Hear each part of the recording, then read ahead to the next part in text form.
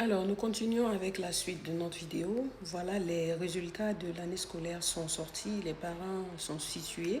Si ton enfant passe ou il ne passe pas, il a eu son examen ou pas, chacun est situé. Alors, ce que j'aimerais dire aux parents ce matin, si ton enfant n'a pas eu son examen, je t'en supplie, par les compassions de Christ, je t'en supplie, ne dévalorise pas l'enfant. Ce n'est pas une occasion pour toi de lui dire toute ta colère. Non. Je pense qu'en gardant ta colère, tu auras de meilleurs résultats dans les années à venir. Et tu verras un changement dans la vie de ton enfant. Mais en déversant toute ta colère, tu verras qu'après avoir fini de déverser ta colère, il n'y a plus rien. Il n'y a plus rien. C'est fini. Tu as fini de dire ta colère.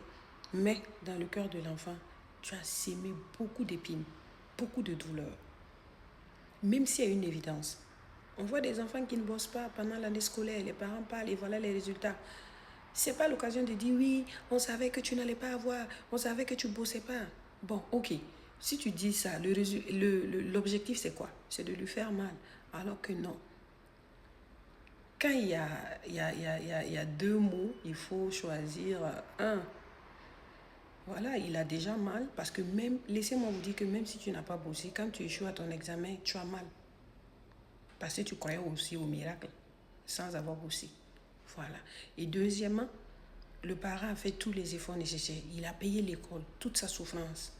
Alors moi, je te dirais, la force que tu as eue pour payer et supporter l'enfant et faire tous ces sacrifices-là, ne laisse pas la colère venir détruire tout.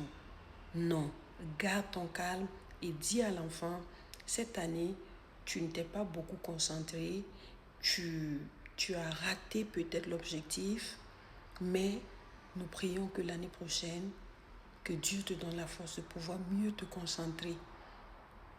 Et tu te tais, c'est tout. Essaie de l'encourager à ta manière. Je n'ai pas dit d'aller payer des cadeaux parce qu'il est échoué. Non. Mais les mots construisent.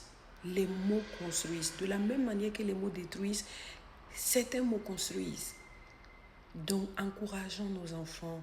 Ne les laissons pas être là à dire non, mes parents ne m'aiment pas, je n'ai pas eu mon bac, ils m'ont dit tout ce qu'ils avaient de méchant dans leur cœur, je vais me suicider, non, de grâce. Témoignez l'amour à vos enfants, même dans l'échec. Dites-leur simplement, ça n'a pas marché. Parce que dans un examen, il y a beaucoup de choses qui rentrent en compte. Voilà. Donc, de grâce, soutenez vos enfants, ceux qui n'ont pas eu, encouragez-les. L'année prochaine, la vie de votre enfant est précieuse, plus que l'examen. Et qu'est-ce qui prouve que c'est sa voie de réussite? We never know. So, je vous en supplie, ne mettez pas les enfants dans un découragement, surtout les filles. Vous allez insulter une fille, elle était correcte à cause de ça, elle va se dévaloriser, elle va sortir, aller faire des choses que vous n'imaginez pas parce que quelqu'un dehors va lui promettre l'amour, ce que vous ne lui donnez pas à la maison. Et qui va récolter les pots cassés? C'est vous. Je vous en supplie. Je vous en supplie. Ne rejetez pas vos enfants à cause d'un échec.